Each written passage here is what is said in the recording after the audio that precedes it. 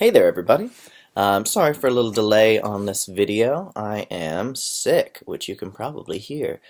But I'm still going to walk you through days 9, 10, and 11. This week is all about brainstorming research projects, really. So there's a bunch of different activities that show them other people's research ideas, help them analyze how they work, help them evaluate their own sort of growing ideas, and then by the end of the week start combining those with their partner. They don't have to settle on anything this week. This week is all about brainstorming. So, um, day 9 focuses on getting them into their pairings for the first time and their home groups, which I'm calling a pair of pairs that they'll consistently be working with. You can also call them writing groups if you want. Um, they've just gone away and found an article in Young Scholars in Writing, written some analysis thoughts on a worksheet, and bringing them this time. Um, I've provided you with a big pile of quantitative data on writing habits that they filled out over the weekend. It'll be a spreadsheet is one version that they have. Please encourage them to bring laptops if you're not in a lab. I'll also be providing you with some printouts to use in class in small groups, so one for each of the small groups, and some visualizations that are a little easier to work with than the spreadsheet. So I'll give you a big pile of stuff, and that'll be the basis of one of the activities in class. So class starts out. I would have them sit in their writing groups, home groups, and their pairs. It's a really good idea if you email them these pairings over the weekend before class so that they know it's important to come to class this day, that they're going to miss out on a bunch if they don't, and so that they can start to get to know their pairs or just exchange information with them via email. They may or may not do it, but it's a good practice anyway. The first activity asks them to reflect on the Young Scholars in Writing piece. So you're going to give them about 15 minutes where they're just going to discuss the article, go through how they responded to the worksheet. Each group is then going to come up with a couple of lists of things. One is the list of sort of topics that their articles were about, and the other is the list of evidence that was used in their articles.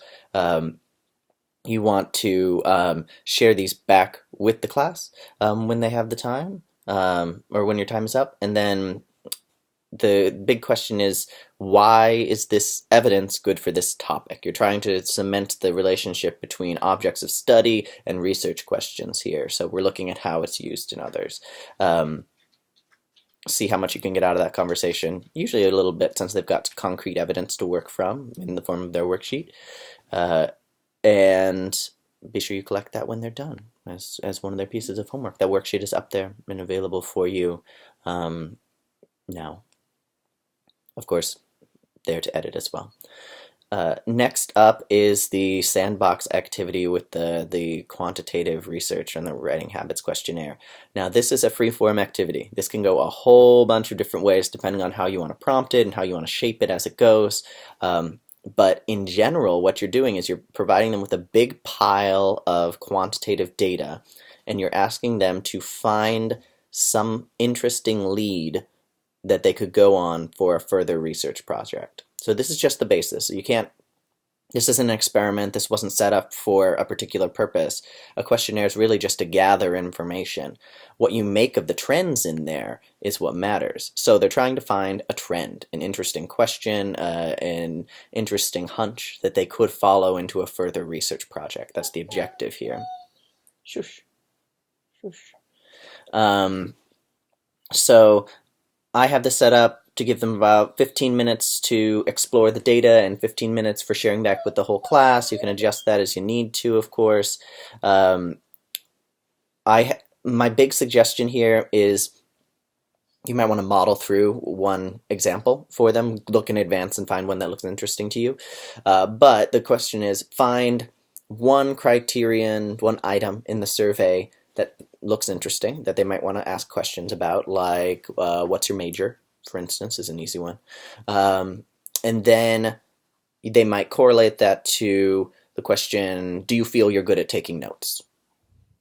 And maybe there's an interesting relationship between those things. Maybe if you search through those, you find that folks who are in the sciences feel very confident taking notes, whereas folks in the humanities do not. Don't know that that means anything at the moment, but it's a trend that you can identify. And if you wanted to, you could do further research to sort of figure out why, what this means. That's the kind of thing they're hunting for. Hopefully they'll find really cool, interesting ones. There's a lot of data to sort through and to pick among, but that's the way that the process works, is simply finding an interesting trend that they could do further research on. And then the later parts of the activity ask them to actually speculate what kind of research they would do and how they'd do it. So read through the prompts there. It's meant to be a free-form activity. It's meant to be brainstorming. So it doesn't need to conclude in anything major. They can use this data set that we're providing for them for their research project if they want to. If it's useful for them, if it ends up being part of their greater question, they'll have a couple hundred data points that they can work with, that we know are real, that we know match the folks in our classes. So I think it's potentially a useful source for them. Last thing that you're doing is you're sending them off with homework. You should preview a bit the reading for them. This is a chapter called From Topics to Questions, which is describing the process you go through from naming a general topic of interest to finding a motivated, complex research question that can actually push you to discover things about that topic. You might go through the formula that's at the end of the chapter with them just to preview it. Their homework is going to be to take 3 index cards and write 3 research questions on them using the formula that's at the end of that chapter. So just make sure that they understand that's what they're doing and that they bring the index cards next time. For folks who missed this class, I advise emailing them out a reminder about this piece of homework and telling them to bring in their questions on an index card of their own. Presumably they can find one of their own. That is day 9. There's no particular after-class stuff you need to do. I imagine you might still be grading the collages, which is cool. I'd love to see those. If cool ones come out, please send them along. That's all for day 9. Hope it goes well.